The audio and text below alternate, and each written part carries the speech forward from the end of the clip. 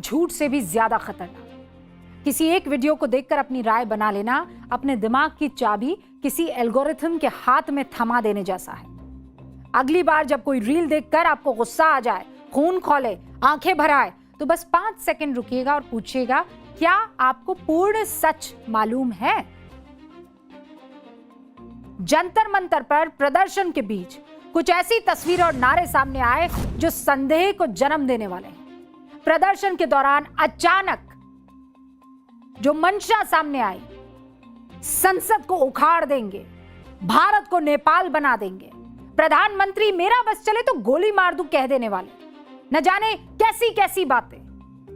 ऐसी बातें कोई आम छात्र नहीं कर सकता है। ऐसी बातें नीट की परीक्षा में जाने वाला, उसे अटेम्प्ट करने वाला छात्र कह दे, ये मैं मान ही नहीं सकती।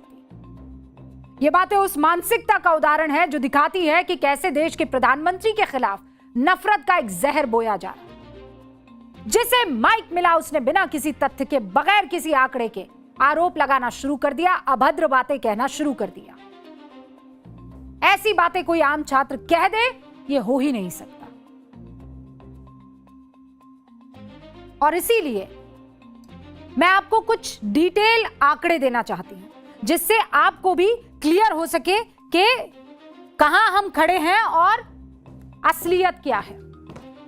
बोर्ड बाबू को प्रणाम कर दीजिए भैया।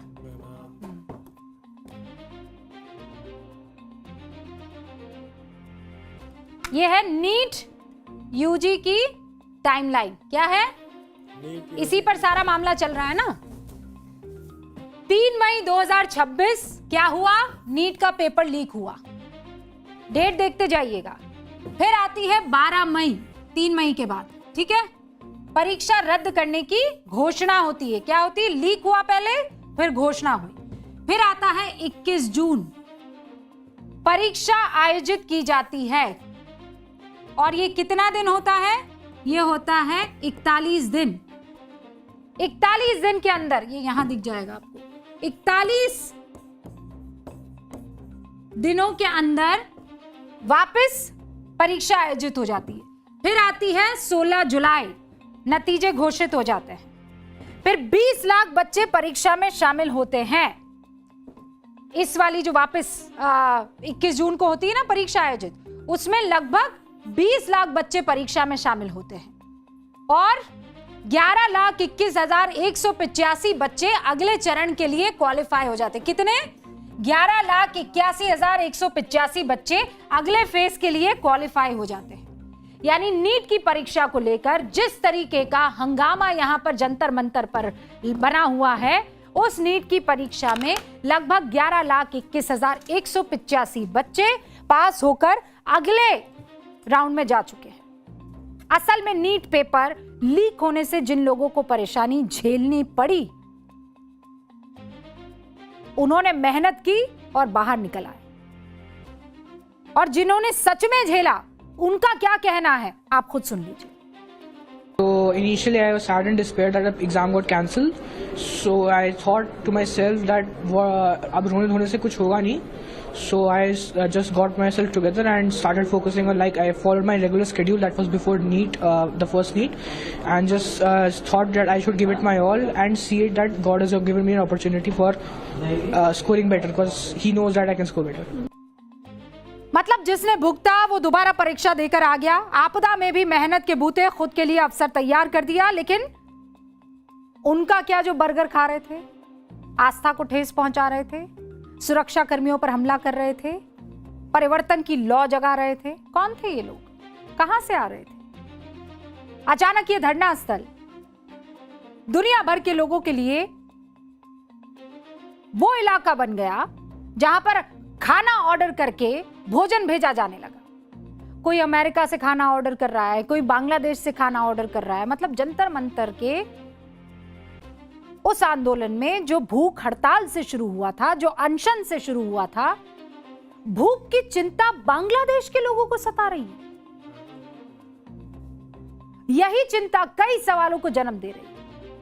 भारत में वैसे भी कोई नेता या कोई जो वहां पर प्रदर्शनकारी है ये कहता हुआ सुनाई दिया है ना, ख्वाहिश जताता हुआ सुनाई दिया है कि यहां भी नेपाल और बांग्लादेश जैसी क्रांति हम ला देंगे? क्रोनोलॉजी समझिए, ये मुंगेरी लाल के हसीन सपने कुछ बेवकूफ लोग अपने जहन में डाले हुए हैं, ये कभी हो नहीं सकता है। और हम ये क्यों कह रहे हैं मैं समझाती हूं। भारत के पड़ोस बांग्लादेश में, ध्यान से सुनिएगा, हुआ क्या था, फिर आपको क्रोनोलॉजी समझ में आ जाएगी। जून 2021 में वहां के अखबारों में यह दावा किया गया कि अमेरिका बांग्लादेश से सेंट मार्टिन द्वीप की मांग कर रहा है। कौन से द्वीप की?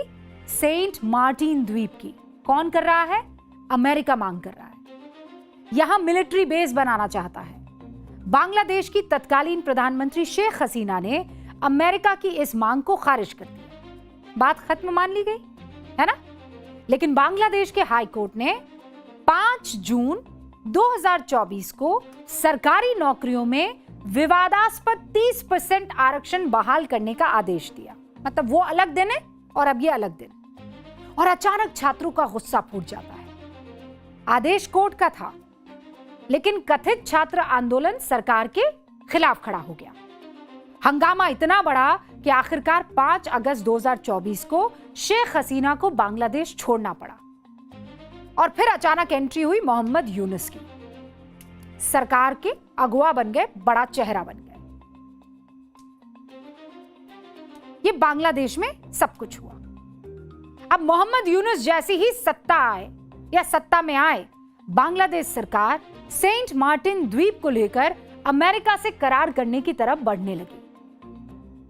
हालांकि बांग्लादेशी फौज ने इसका विरोध किया और कहा कि यह फैसला चुनी हुई सरकार पर छोड़ दिया जाना चाहिए। बाद में शेख हसीना ने अपने बयान में कहा कि अगर वो सेंट मार्टिन द्वीप अमेरिका को सौंप देती तो आज भी बांग्लादेश की प्रधानमंत्री वो रहती। श्रीलंका और नेपाल में भी अचानक सरकार के खिलाफ गुस्सा भड़का। युवा सड़क पर उतरे। कुछ ही घंटों में सालों से सिस्टम चला रही सरकारों को हटा दिया। और ये सब इतना अचानक हुआ कि जब तक कोई कुछ समझ पाता तब तक सरकारें बदल चुकी थी। अब भारत आ जाइए। अमेरिका के साथ ट्रेड डील पर भारत सख्त तेवर अपनाए हुए है। अमेरिकी कृषि प्रोडक्ट के लिए भारत किसी कीमत पर अपना बाजार खोलना नहीं चाहता। ग्रेट निकोबार प्रोजेक्ट के कारण चीन घबराया हुआ है। और इस बीच भारत के मुख्य न्यायाधीश जस्टिस सूर्यकांत 15 मई 2026 को सुप्रीम कोर्ट में सुनवाई के दौरान कॉकरोच शब्द का इस्तेमाल करते हैं। जस्टिस सूर्यकांत कहते हैं कि समाज में पहले से ही ऐसे परजीवी मौजूद हैं जो व्यवस्था पर हमला करते हैं। क्या आप भी उनके साथ जुड़ना चाहते हैं? कुछ युवा ऐसे हैं जो रोजगार नहीं मिलने और किसी पेशे में जगह न बना पाने के कारण कॉकरोच की तरह हर जगह फैल जाते हैं। यह सीजीआई की तरफ से दिया गया बयान था। इस बयान के अगले ही दिन कॉकरोच जनता पार्टी नाम का एक सोशल मीडिया पेज बन जाता है और 2 हफ्तों के अंदर लगभग 2 करोड़ 20 लाख लोग इस पेज को फॉलो करने लगते हैं। 16 मई 2026 को कॉकरोच जनता पार्टी के नाम से सोशल मीडिया पर पेज बनता है। इससे पहले 12 मई 2026 को नीट यूजी का प्रश्न पत्र लीक होने की ऑफिशियल जानकारी सामने आती है। पेपर लीक की जानकारी सामने आने के 48वें दिन कॉकरोच जनता पार्टी के बैनर तले सोनम वांगचुक अनशन नहीं था, अनशन था। अनशन शुरू करते हैं और अनशन शुरू होने से ठीक 23वें दिन दिल्ली में उग्र भीड़, मतलब वो अनशन शुरू हुआ उसके 23वें दिन दिल्ली में उग्र भीड़ संसद की तरफ बढ़ती है। शुरू में वो उग्र नहीं होती है, अलग अलग जगह से छात्र आते हैं, बच्चे आते हैं, लेकिन अचानक बीच में ये भीड़ उग्र हो जाती है। बैरिकेड्स तोड़ने लगती है, स्प्रे करने लगती है, पुलिस पर हमला करने लगती है, पथराव करने लगती है। इसी भीड़ में संसद उखाड़ने, नेपाल बनाने की बात होती है। बांग्लादेश में गुस्साई भीड़ के निशाने पर वहां की पहचान थी, वहां का मीडिया था। भारत में भी भीड़ के निशाने पर यहां का मीडिया था। दिल्ली के प्रदर्शन में भी आरोप यही लगे कि प्रदर्शन के दौरान संदेश दिया गया इंटरनेट बंद होने पर ब्लूटूथ से चलने वाले ऐप का इस्तेमाल करें। एक किट तैयार हुआ। सोशल मीडिया पर कई सारे इन्फ्लुएंसर्स ये दावा करते हुए दिखाई दिए कि उन्हें दिल्ली में प्रोटेस्ट के समर्थन में रील बनाने के लिए 40 से 65,000 रुपए प्रति रील देने के ऑफर मिले। और ऐसी चीजें हमारे पड़ोसी देश में भी दिखी।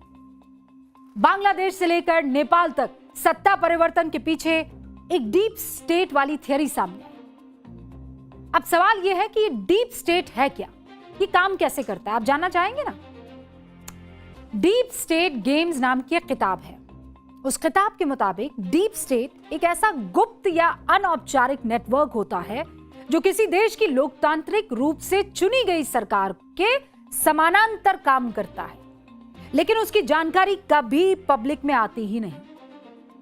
ये डीप स्टेट पश्चिम के देशों की फंडिंग पर निर्भर रहता है और वो फंडिंग कभी लोकतंत्र की रक्षा, कभी लोकतंत्र की मजबूती, कभी मानवाधिकार की रक्षा के नाम पर एनजीओ के माध्यम से देश में आती है। एनजीओ का मतलब क्या होता है?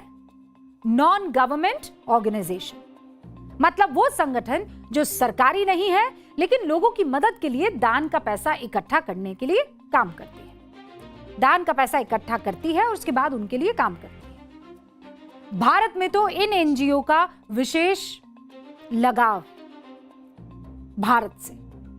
देश में आज की तारीख में 37 लाख एनजीओ है। कितने?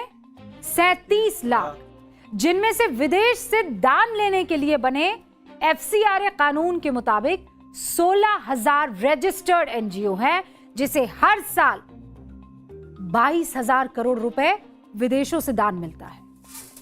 अब सरकार विदेश से आ रही इसी 22,000 करोड़ रुपए पर नजर रखने के लिए एफसीआरए कानून को कड़ा कर रही है। नए एफसीआरए कानून में विदेशी चंदों से बनी संपत्तियां एनजीओ खत्म होने के बाद सरकार के कंट्रोल में आ जाएंगी। यानी कोई भी संपत्ति जो विदेशी चंदे से बनी है उसे सरकार तब अपने कंट्रोल में ले सकती है जब एनजीओ का रजिस्ट्रेशन रद्द हो जाए या एनजीओ अपना रजिस्ट्रेशन सरेंडर कर दे और ये ना बता पाए कि उसके अकाउंट में ये फला पैसा कहां से आया और यहां से अगर आया तो ये गया कहां। सरकार के इस फैसले का विरोध देखने को अब तक मिल चुका है। तमाम पॉलिटिकल पार्टियां एफसीआरए एक्ट का विरोध करती हुई दिखाई दी है, बहुत सी, और इसे एनजीओ पर उसने हमला भी बताया है। और यह तो बहुत पहले से कहा जाने लगा था कि हिंदुस्तान की तरक्की बहुत से लोगों को पसंद नहीं आ रही है। और यह कहते हुए हम यह भी नहीं भूल रहे हैं कि परीक्षा के पेपर्स अगर लीक हो रहे हैं तो सिस्टम में दीमक तो लगी है। सोचा है कभी भारत